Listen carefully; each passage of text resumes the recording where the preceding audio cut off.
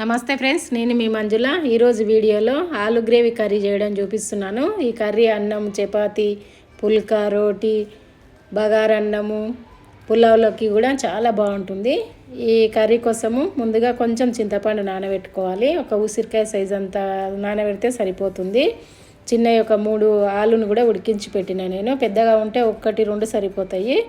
పొయ్యి మీద ఒక గిన్నె పెట్టి ఒక కప్పు వరకు పల్లీలు వేసి వేయించుకోవాలి. కొద్దిగా వేగినాక ఒక 4 ముక్కలు ఎండు కొబ్బరి ముక్కలు కూడా వేసి వీటిని కూడా కొద్దిగా వేగనివ్వాలి.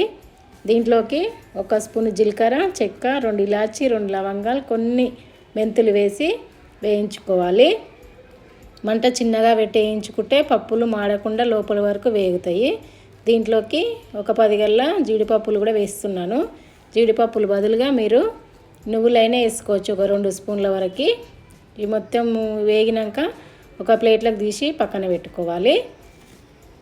అదే గిన్నెలో ఒక 2 స్పూన్ల ఆయిల్ వేసి ఒక ఉల్లిగడ్డని కట్ చేసి వేసుకోవాలి. ఉల్లిగడ్డని దోరగా అయ్యేంత వరకు ఫ్రై చేయాలి. చూడండి, ఇట్లా దోరగా అయినాక ఈ ఆయిల్లో నుంచి తీసి సపరేట్ చేసుకోవాలి. ఉల్లిగడ్డలో ఆయిల్ లేకుండా ఒక జాలి గిన్నెలు అట్లాంటివి తీసుకుంటే మొత్తం ఆయిల్ కిందికి వచ్చేస్తుంది. మనం ముందు ఏం పెట్టుకున్న పప్పులని మిక్సీ గిన్నెలో వేసి ఫస్ట్ ఒకసారి మిక్సీ పట్టాలి. తర్వాత ఈ ఉల్లిగడ్డని అందులో వేసి కొన్ని అల్లం ముక్కలు, ఎల్లిపాయ ముక్కలు కూడా అందులో వేసేసి కొన్ని నీళ్ళు పోసుకుంటూ మెత్తగా మిక్సీ పట్టుకోవాలి.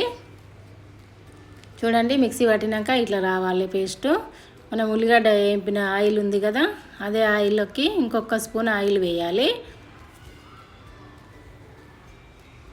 ఒక హాఫ్ టీ స్పూను ఆవాలు వేసి కొంచెం కరివేపాకు కూడా వేసి మనం మిక్సీ పట్టి పెట్టిన మసాలా పేస్టును ఇందులో వేసేసుకోవాలి. ఈ మిక్సీ జాడిలో కొన్ని నీళ్ళు పోసి పక్కన పెట్టేసుకోవాలి.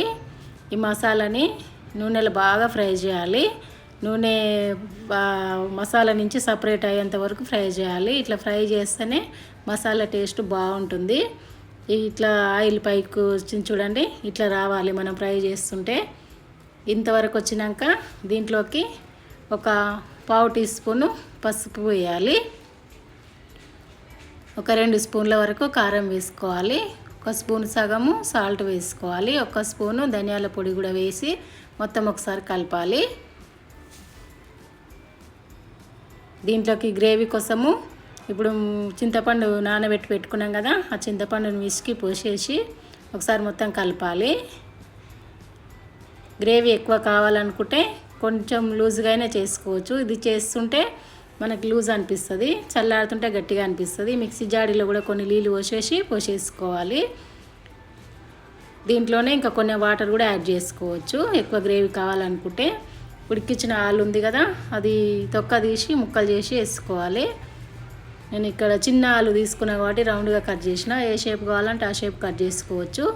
ఒక 3 పచ్చిమిర్చిని కూడా 2 ముక్కలు చేసేసి ఇందులో వేసేయాలి. మూత పెట్టి 1 నిమిషం ఉడకనివ్వాలి. 1 నిమిషం తర్వాత మూత తీసి మళ్ళీ ఒకసారి కలపాలి. చూడండి, ఇట్లా ఉంది గ్రేవీ. చల్లారితే ఇంకా చిక్కగా అవుతుంది. లాస్ట్లో కొంచెం కొత్తిమీర కూడా వేసేసుకోవాలి. కొత్తిమీర వేసినాక ఒకసారి మొత్తం కలిపేసి ఈ కర్రీని రెడీ చేసుకున్నామండి. కర్రీ అయితే రెడీ అయింది. మూత పెట్టి స్టవ్ ఆఫ్ చేసుకోవడమే.